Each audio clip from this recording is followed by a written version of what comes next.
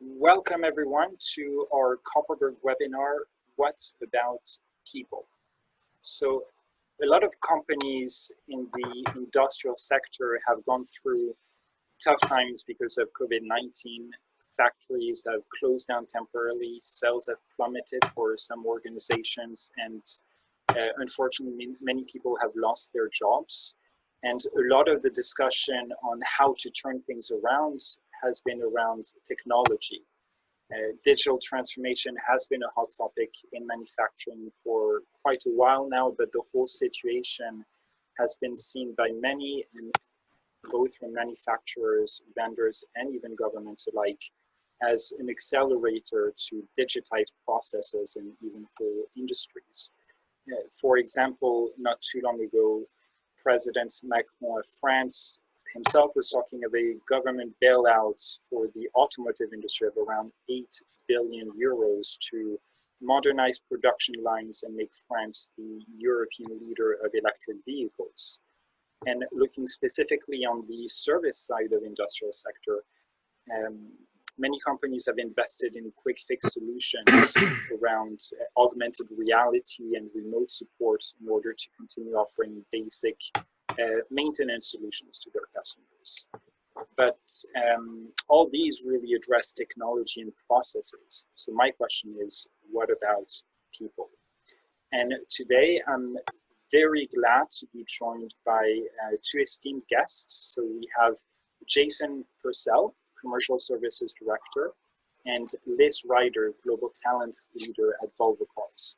So Jason and Liz, welcome, and thank you for joining us today. Good to be here. So I thought maybe we would start very quickly with short introductions. Liz, if you want to give a quick intro about yourself. Absolutely. I work, as you say, at Volvo Cars here in Gothenburg, Sweden, at the head office. My role is very much about people. So I work with a global Volvo Car Academy and look after the talent agenda. So very much looking at leadership behaviors, leadership skills, and very interested in the digital agenda. Great, thanks. And Jason? Yeah, my name is Jason Purcell, Commercial Director, work for Swedish organisations and major UK businesses. Focused in recent years in driving service transformation, very much aligned to the conversation today in terms of how can we sort of look at the strategic capabilities of the business to sort of transition and sort of move forward, but of course thinking very clearly about the people, the processes, the systems, and how do we sort of maximize profitability from that without losing focus of the people we need to keep with us. Yeah, right. Well, my first question with the current situation, what have companies, both yourselves and companies you've worked with or seen, what has been the main point of action to keep some kind of business continuity as factories, offices have closed down and people working a lot of time part-time and working from home as well, especially when you work in global teams? Yeah, well, I can jump in there because we certainly rose to the occasion, and I remember it very clearly. It was mid-March, and as we were watching other parts of the world here in Sweden going into lockdown, it suddenly hit us. We knew what was happening, we could see what was coming, and we were told that we could no longer have gatherings of 50 people or more. And that was the week where we had a whole series of events where we had invited hundreds of leaders to discuss feedback, continuous dialogue, etc.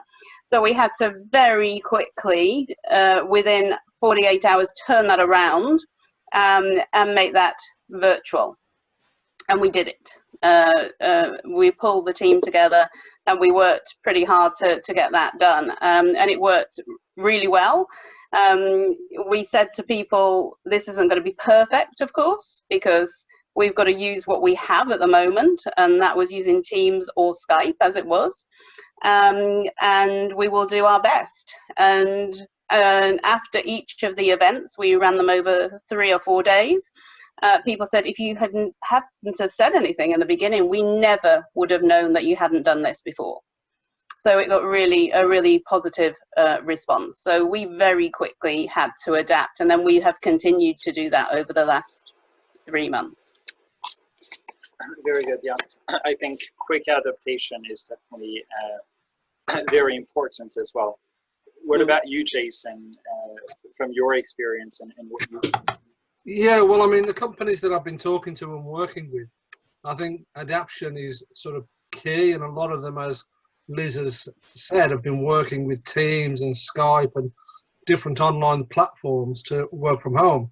I think what's demonstrated, though, is that some of the companies that are really invested in that technology and training earlier on, before the pandemic, have seen a lot of good success, because people are very much used to that way of working, starting to get more aligned to sort of being working from home rather than traveling overseas.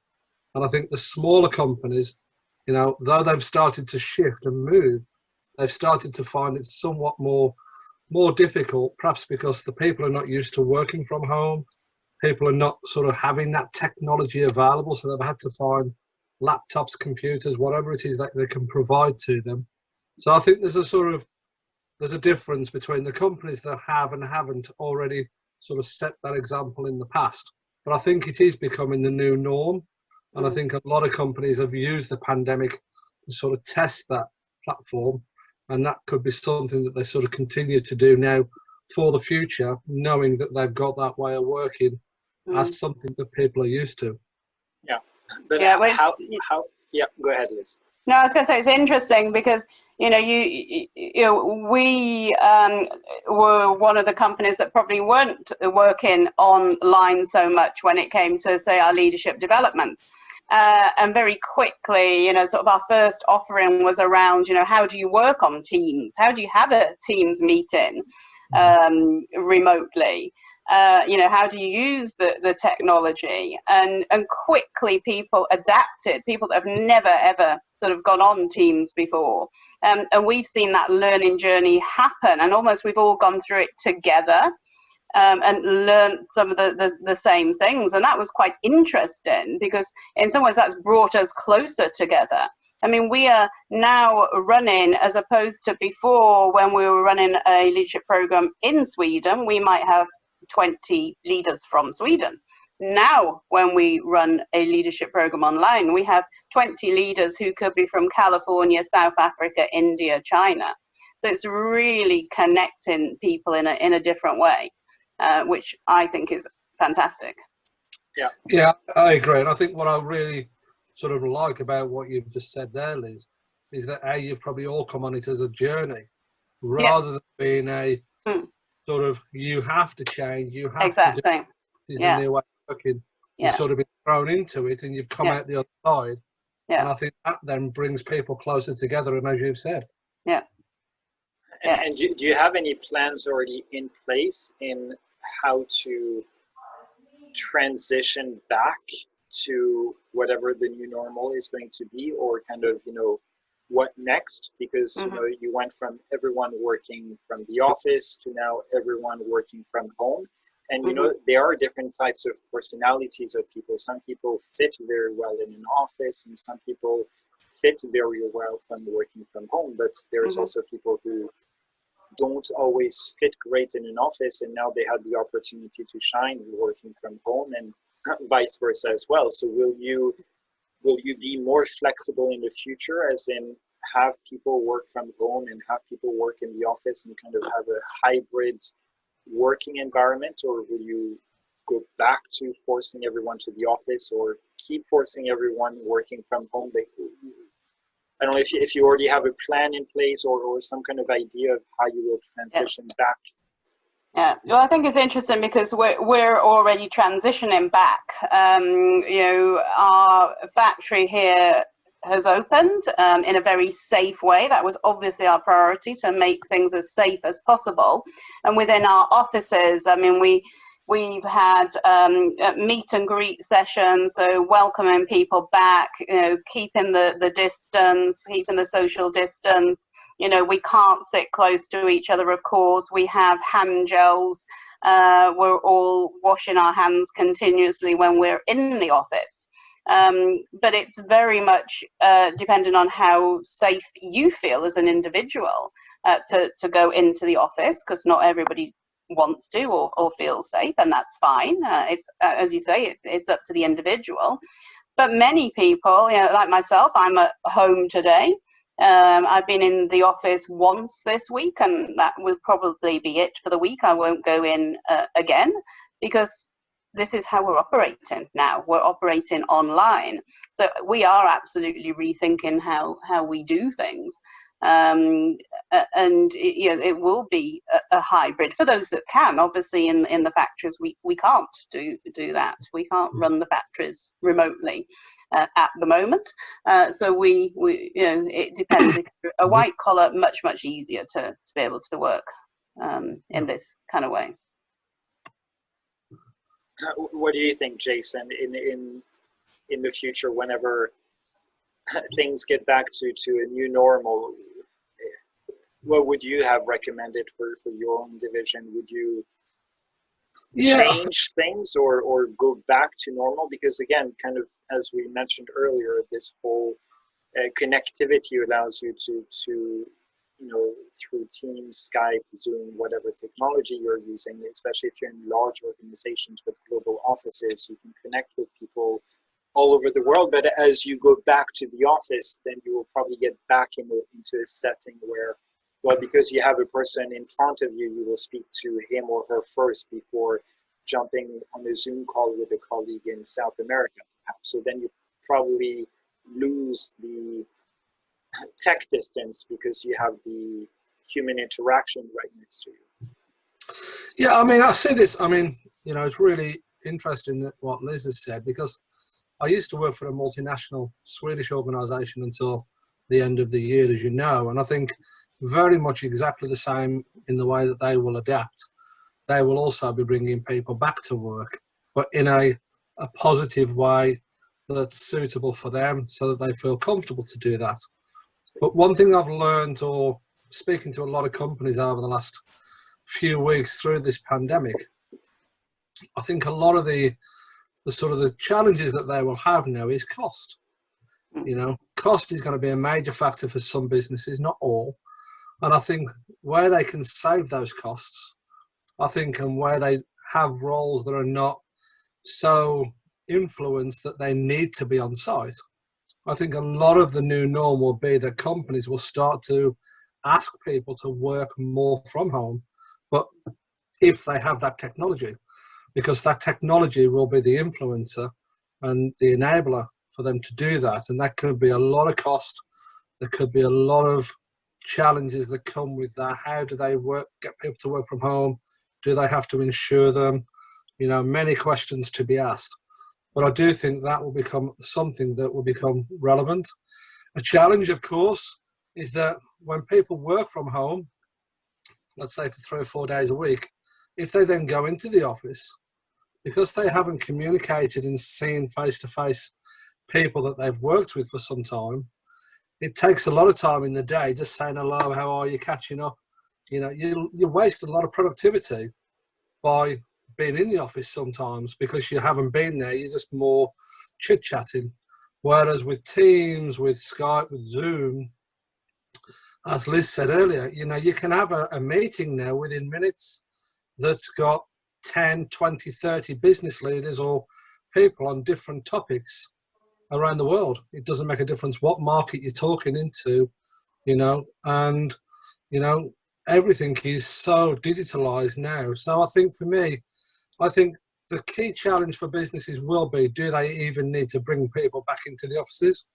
I think that'll be a big question mark, and I think the next 6 to 12 months will be a teller, but I think a lot of them will start closing factories, start closing offices at least, or sort of downgrading them. And what about culture, company culture, because when you work from home, that, I mean, it's very hard to create some kind of unity or some kind of team building as you would when, especially now when it's summer in Sweden and you go to the island with your colleagues or things like that.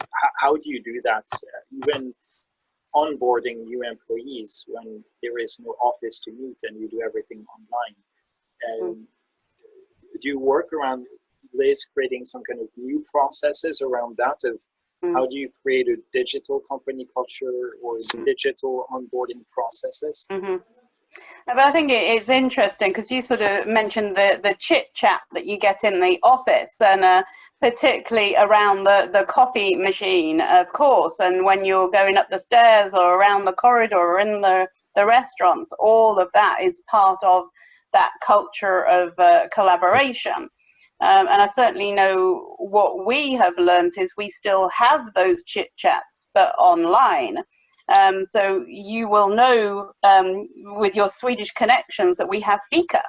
And of course, fika is coffee and cake. And it's a really important part of the culture to sit down, have a chat.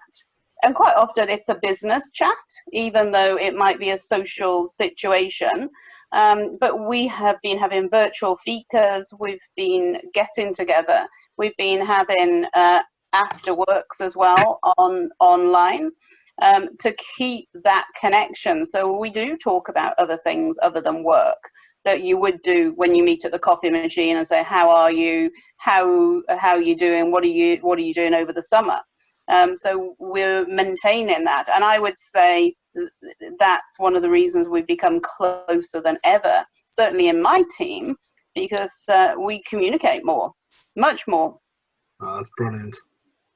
Yeah, I mean, I've been to the fika is a fantastic part of the day and the culture, as you say, in Sweden. And I think, there is no reason why, even though it's digitalized, you can't have those conversations. And I think it's vital, as you say. One of the things that we used to do, too many times when you get into these discussions, they can be business oriented. Yeah. You have an agenda, you sort of close the agenda, you say goodbye, and you don't talk again until the next week. But this is now the opportunity to change that, as you say, have separate discussions completely. It can be online, face to face. It can be just sending people text messages, WhatsApps. How are you keeping in touch? Having that sort of additional content and discussion that keeps people motivated, keeps people sort of positive, and knowing that they're still part of the wider team. Yeah, and I think one of my colleagues had been doing some work prior to this pandemic on how to work with Teams, Microsoft's Teams, and how to work remotely with it. And she'd been working with a particular team, and she'd spent quite some time on the building the getting to know each other phase. And then the next time that she met with the team, the team member said, well, can we just go straight into business? Why do we have to do this sort of getting to know each other? And she said, but that's part of working as a team. It's so important that we know each other, that we can be vulnerable, open, and trust each other, because we know that that's where the great innovation comes from, when you can be really open with each other. So we can't just skip that bit. It's important. What about, and sorry to interrupt, but what about office hours? Because when everything is virtual, so do you stick to the same office hours you would normally have, or would you have you made it more flexible to accommodate people working from home? And it's been less of an issue in Sweden because schools have not closed, but in many countries school have, so parents also had kids at home a lot of times. So to accommodate the work and personal life, and then it also makes it easier to connect on a more global level, because if you can more easily communicate with a different time zone, then you might work earlier in the morning or later in the evening just for that purpose. But then No, well, I've just I was talking to my colleague earlier who was last night actually running a workshop on unconscious bias for our office in California, who were apparently very jealous to see at 10:30 at night that the sky had not turned dark. So yeah, so we're learning from each other. You know, we're experiencing each other's cultures that way as well. So absolutely, we've had to adapt and the difficulty, I think, is, and I think this is common for everyone, not just for us, is if you want to have China and California and Europe on at the same time, because somebody suffers either with a very early morning or with a late night. So we try to sort of adapt so that we take it in turns, if you like, so that we cover those different time zones and try to be fair to people.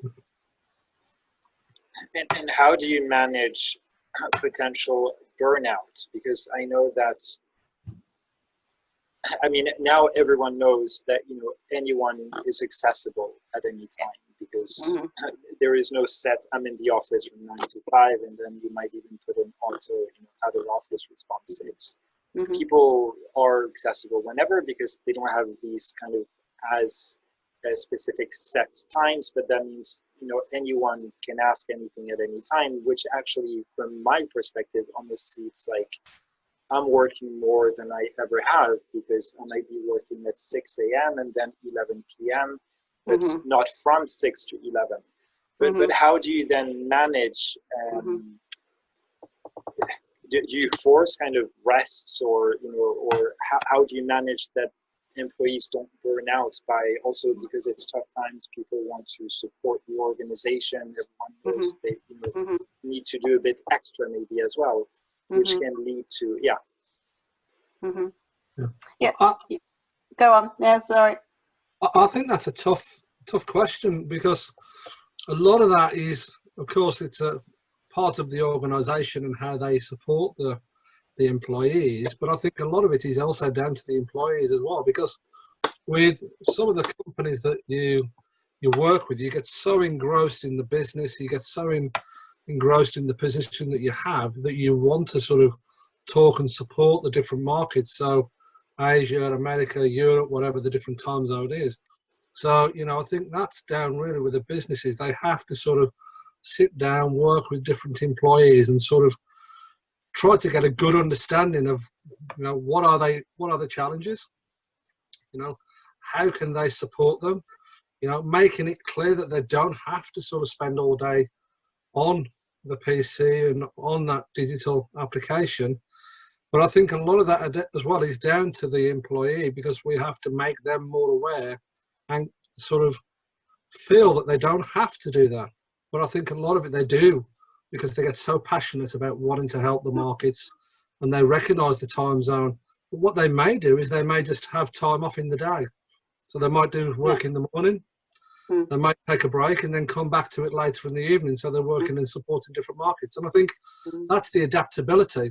Certainly when you're working from home, certainly when you're working with online tools, you can be flexible, you can be adaptable, as long as you've got that time availability during the day to do that. But I think all parties need to be engaged in that discussion to sort of find that way of working that's right for everybody.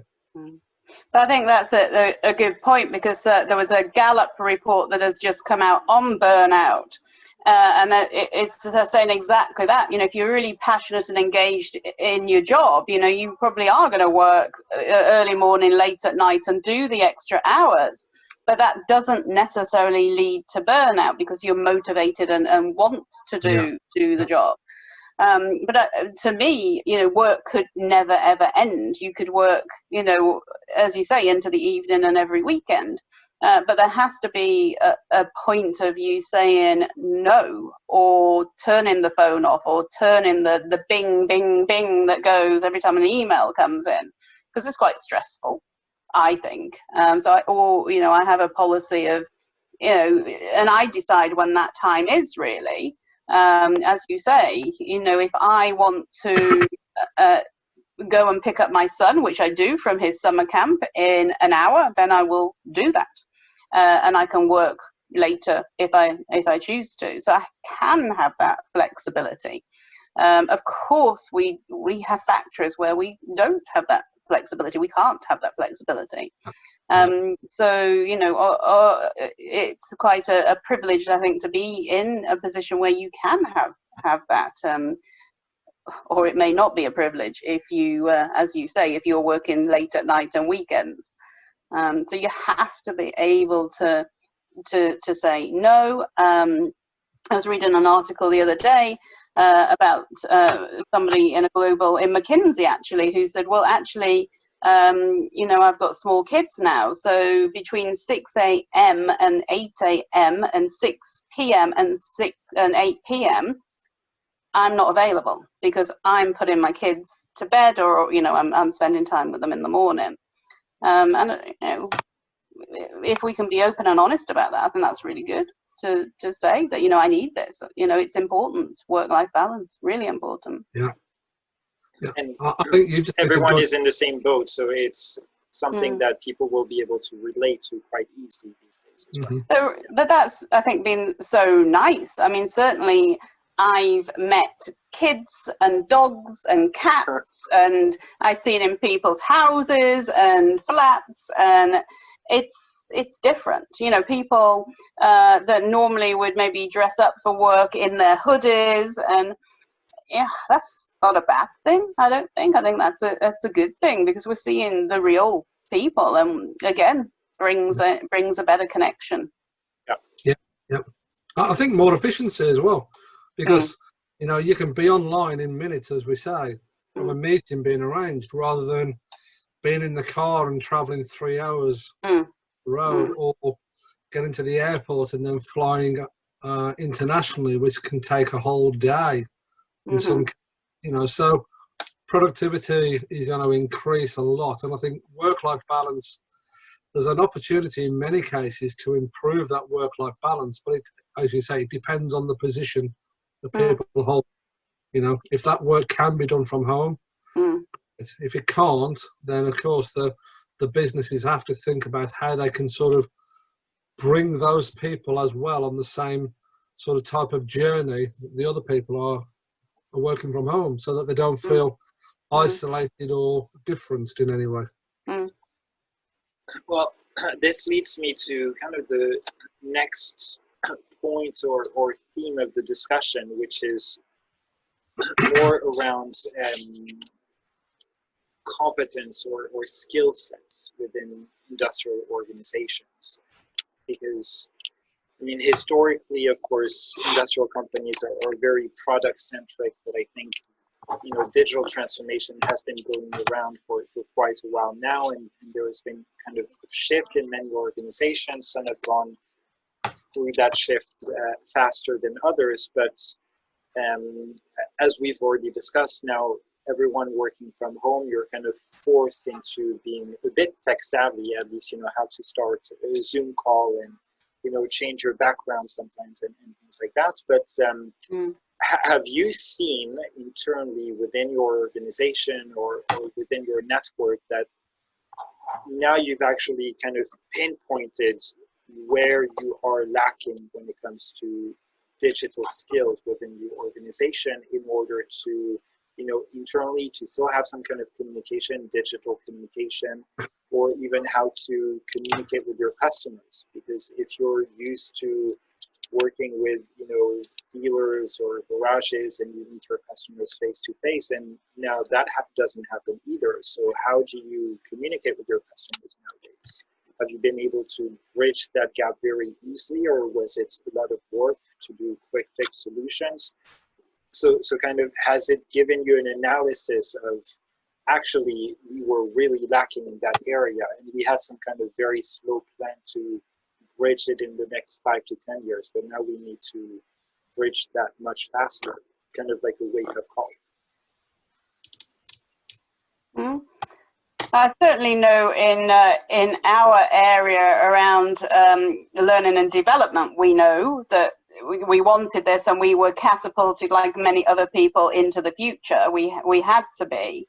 And obviously within our business, I mean, we would probably say that we're moving more into a mobility provider. So of course with that it comes a digital change anyway, a digital transformation. So we've been on that journey for some time now. But I'd certainly say, yeah, we recognize where we need to move forward and what skills we need, absolutely. And I think this just highlights it, a situation like this that we're going through. Yeah, we can't go back, that's for sure. You know, when people talk about going back, it's like, no way, we're going forward. We have to move forward now. Yeah. Yeah. What about you, Jason? What are your thoughts on that? Yeah, I mean, I've been through the experience of digital transformation both internally and externally, and I think the internal shift was done first for pretty obvious reasons, to get people aware of how we could be more efficient. But it was really interesting to sort of reflect back to that stage and how some companies will act now, because one of the things that you find is that the direction comes from the sort of the leadership team down of what we need to do, why we need to do it. Lots of people will say, yes, okay, we're going to do this. Then behind the scenes, a lot of people get quite fearful because they perhaps don't understand technology as much as they want to. They get concerned that they're perhaps not having that collaboration and that connectivity with their peers and certainly their customers if they're salespeople. So I think it's about trying to make sure that you get a grasp of that, you understand it, and you sort of start to get people to be better aware of, you know, how they can sort of overcome those challenges and not to need to worry. Because I think, you know, as some companies are shifting, all companies will need to shift. So you'll probably find more meetings will take place now online. But change is tough for people. You know, people get fearful in change. You know, they sort of worry about their role, they worry about their job. So if a company becomes more efficient, does that mean I don't need to work? If a company becomes more efficient and I can do my meetings online, do I not need my company car? So I think there's a number of different things that we have to consider. Is do the people have the skills to sort of work remotely and work with the digital tools? But also, how do you eliminate that fear factor that normally comes with change? And I think that the two need to come together. Yeah. And I think, you know, one of the other things that we've done is we launched the Stay Home store. So, you know, so customers are able to buy or lease a brand new car from the safety and comfort of their own home. So that's something that came out of the current situation. So, yeah, again, quicker than it probably would have done. Yeah. And when it comes to even kind of internal skill sets, have you seen an acceleration when it comes to upskilling or reskilling of employees based on what you've experienced? And, you know, not even just using, you know, Zoom or Skype or Teams, but more in terms of, you know, if you're doing this stay-at-home kind of solution, how do you even explain it to your salespeople? Because it's a completely different situation. How do you explain it to them, your dealers who might be usually partnering with you for face-to-face interaction with your customers, but kind of throughout the organization, because it's quite a drastic change to, I guess, traditional business models. I think, I mean, what to me that this pandemic has brought as this, you know, obviously a sense of urgency, and we very quickly set up crisis teams and had work streams that were responding to what was going on. So maybe decisions were made a lot quicker. They were, actually. Things happened a lot quicker because we just did it. We just reacted. So there was no kind of like, oh, you know, should we do this? It was, let's just do this. You know, and particularly with CSR as well. I mean, we very quickly had cars out with key workers, making sure that any cars that were not being used were out there and being used by our, key workers in Europe. So there wasn't even a chance to question it. I don't think. It's let's just do this. We need to take a lead here, rather than sit and wait and see what other people are doing. We need to get on with it. And I think that's helped us, really push things forward. I have a question about quick decision making, because we've also done very quick decision making. Yeah. What is the interlink between quick decision making and transparency, right? Because if you do a lot of very quick decisions, you're maybe also changing directions from one day to the other, because you make a quick decision, then you see it doesn't work, so then you take another quick decision to go in the other direction. But then if you're very transparent on the first quick decision, and then the next day you change direction and then become very transparent about that, it might also lead to a lot of confusion, especially if there's maybe miscommunication in the transparency. So would you say it's actually better to be less transparent when you do a lot of quick decision making, rather than the opposite, I guess? When you have a 5-year plan, then you can be super transparent, have a lot of PR about it, and really explain it down to the bone, because you're going to stick to that 5-year plan. But here, if it's a 24-hour plan and you don't even know what it's going to be on hour 25, will you really tell everyone, or do you think it's better to keep it in the decision making unit and not leak as much? I don't know. Yeah, I would hate to say don't be transparent, because I think transparency is so... maybe transparency is not the right word also in that sense, but more in terms of how you communicate, maybe less extra communicative, you can say. But I'm just sort of thinking of something that happened in our team, and we introduced a leadership development app. And I'm sure you got this. Lots of suppliers offered various tools for the pandemic, and said, here you go. If you want this, try it, use it. So there was no time to sort of go, oh my gosh, we've got to get a decision and communicate this out. We just needed to do it, or we would lose it. So we did that quite quickly. Of course, there were mistakes. But we were able to learn and do something about that, and ended up in a better place, I would say. So I think you make decisions, you make mistakes, you learn, you adapt. And I think that's something that's come out of this. We're not perfect. We're never perfect. We could spend 6 months making a decision and trying to get to perfection, and it would never be perfect. Now we were making decisions in days, hours, and of course they're not perfect either. So I think it's taught us that we don't need to be perfect. Well, I think from my point of view, I think that's a really positive step forward as well, though, from a leadership perspective. Because I think this is a pandemic. Nobody's ever been through this, and nobody knows what's right or wrong. And I think, as you say, everybody has to make the decision as best informed as they are, and for the best of the business and the organisation around them. And I think the organisation itself will probably understand that. They understand there's a difference in how you're sort of adapting sort of the style, rather than being transparent with everything. You can still be transparent in some ways, but being more direct. I think they would look for that. They sort of want direction. They need people to sort of say, we're going this way because. I think they'll be fine, as long as it's clear that the people making those decisions are doing it for the best reason. I really believe that's a good thing.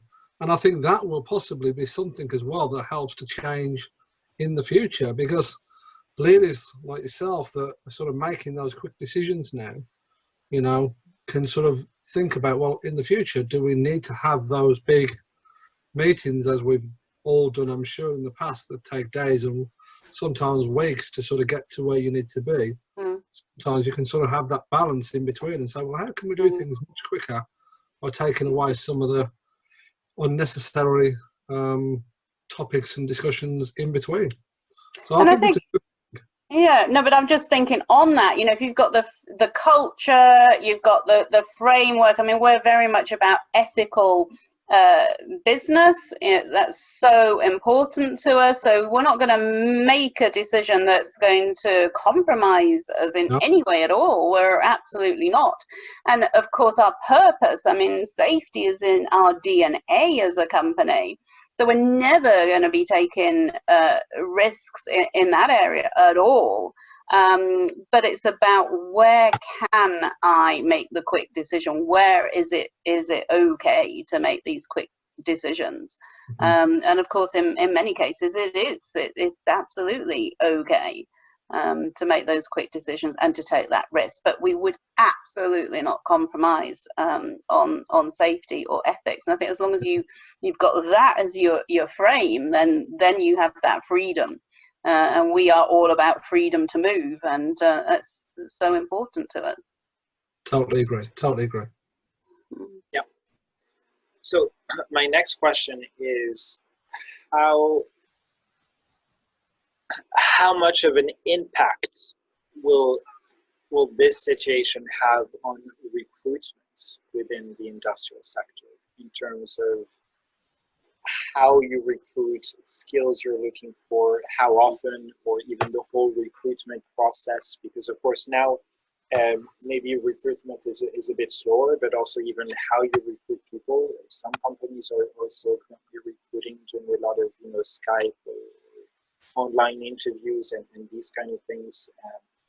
But do you see this having a big impact in terms of especially what skills you're looking for? Because maybe now I think we had previously talked about this, was looking for people that are more agile and fast learners rather than have a very specific skill set perhaps and these kind of things.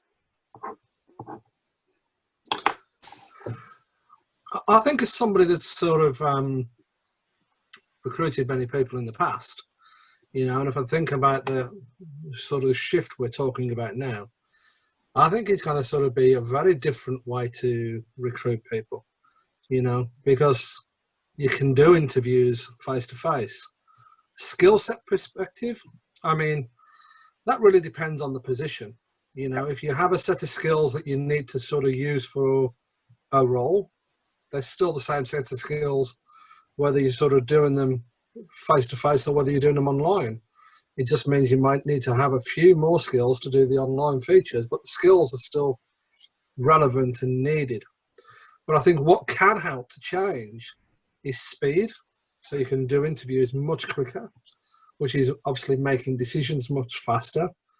You can save cost because you don't have to take all of your time sort of having 1 hour interview can take 3 hours because of all the preparation around it and all the time that you take. People don't have to travel. But as well, what this can do, this can extend wider now to the global coverage, because it could be that you have somebody that's fantastic for the position that's not necessarily in the home market. But if a position can be done more online, then there's no need to say, well, you have to be based in this office on this day and this month. You can say, well, we can extend that position to be done from your home premises, and that then person can work wherever they are in the world, as long as it fits in with the sort of the processes, the concept and the culture and everything that's within that business. So I see a lot of real benefits to come out of this digital shift from.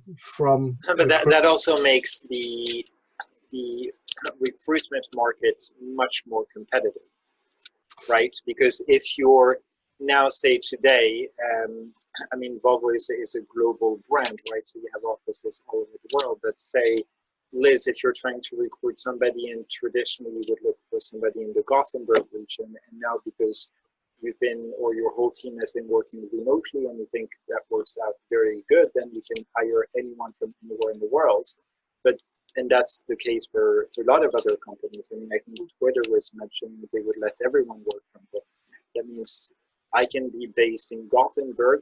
I would typically be a prospect for Volvo recruitment, but now I'm a prospect for Twitter as well, who's based in California or wherever they are. So for Volvo, as a Gothenburg prospect, I'm actually, now I have more options. So it also means you need to work a lot more on the attractiveness of your brand as an employer as well, because if you're young hipster today, you want to work in a coffee shop and you want to work in the Silicon Valley, then or it depends also, of course, on the skills you're looking for, but it makes the whole market more global, so of course more competitive as well. But I think, just before Liz jumps in, I think that competitiveness is on both sides, because one of the challenges with some industries is trying to attract the younger people into that industry. So of course it gives you that great opportunity being online to sort of demonstrate more about the business's capability, how they're shifting, how they're moving forward. And technology is a good thing with that, because the younger generation want to know what kind of digital technology is available to them in the workplace. But it does give them a wider aspect to say, well, instead of sort of focusing on one company or two, I have a lot more companies that are working this way. But that also goes the same for the company. So rather than just focus on a sort of a talent of people that's normally around them, they can expand that coverage now. So they get the very best talents from all different kind of markets. And if they can do that, that then enhances and, it really improves the culture, within the business. Because they've got different kinds of people, age, experience, backgrounds. Yeah, I when I first moved to Gothenburg, I came here with my own business, and I was doing some work with the local Chamber of Commerce here. And it was very much about how do we attract global talent to the second city in Sweden, because, it's not Stockholm, it's not the capital. and that's an interesting question now, because as you say, do you need to be in a particular one place? This opens up countless possibilities. So, we can have people online. We can have people in different time zones, and we do in our team. We absolutely do. But yeah, I think it opens it up even further now. So you are attracting people from all around the world. Does it matter really where you live? You choose to live where you want to live in the world. Maybe that's where we end up. Yeah. I mean, we none of us have been traveling at all. So I think it's interesting, and certainly the expat community in Gothenburg that travel a lot normally. You have some families where one partner is constantly traveling, sort of 80% of the time in a normal situation. But does that need to happen anymore? Do we need to travel as much? I don't think so. No, I don't either. I mean, I used to travel. My normal role, I used to travel at least 50 to 60% of my time. I spent a lot of time as well, partly living in Sweden. And honestly, you sort of look at the back and you reflect and you think, how much of that could I have done remote? There's a lot that you could do. I think the great thing about traveling is you still meet your customers, you still meet your colleagues, and you have that face-to-face collaboration. And in many ways, there's nothing to replace that. No. The great part about working with people and business. But all of those non-direct activities that you travel for, you can businesses will start to question now, well, is that necessary? Can I save cost? Can I save time? Can I drive efficiency? Back to all the questions and that we've been talking about. But I think this is interesting, because when you talk about that sort of face-to-face customer, that's something I hear a lot. Oh yeah, I'm customer facing. I have to go and visit them. I have to get on a plane. I have to see them. This is what I hear from friends of mine. And I'm just sitting here with my 14-year-old who's upstairs on whatever PlayStation game it is. And he is talking to his friends around the world. And he doesn't know any different because he communicates via, WhatsApp, Instagram, PlayStation. He doesn't have to physically meet his friends. So as we're, transitioning, will we need to do that? Are we being a little bit out of date in our views? Because he certainly has a different view on life. When it comes to work, it will be totally different. And I always quote him when I'm talking about how we learn, because we can't sit around waiting for that leadership program that might have a vacancy in 3 months' time or 6 months' time. How does he learn? He picks up his YouTube and he finds it out. How do I mend my skateboard that I've just broken? How do I fix this? How do I make pasta? He's straight to YouTube and he gets it like this.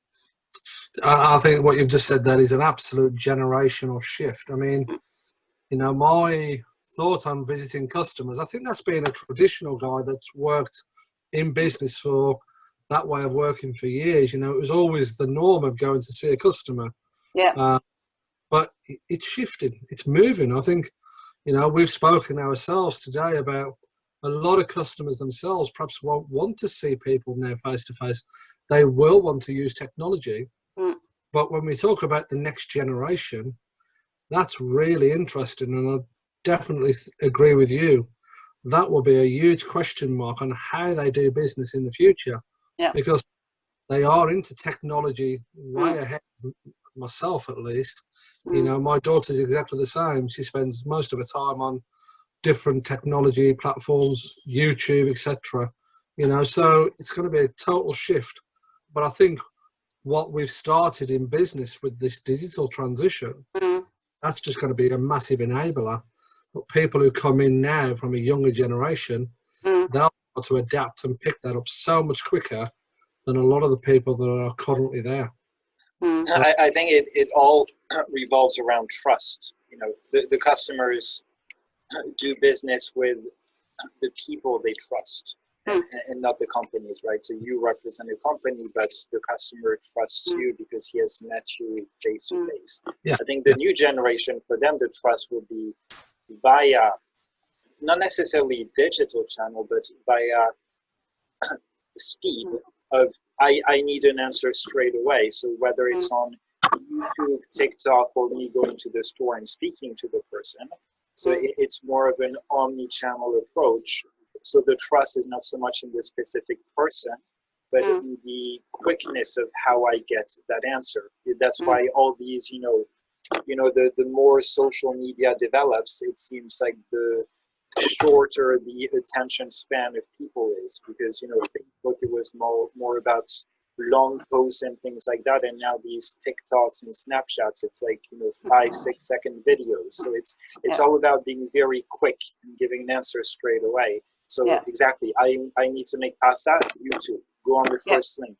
Do you even read about what sauce, what ingredients? No, you just go on the first answer you get. So it's all about the quickness, and so that will be how they build. But I think one thing as well to think about is that the person who will make the decision on whether you see somebody face to face or you do it online, when we talk about the customer, is the customer.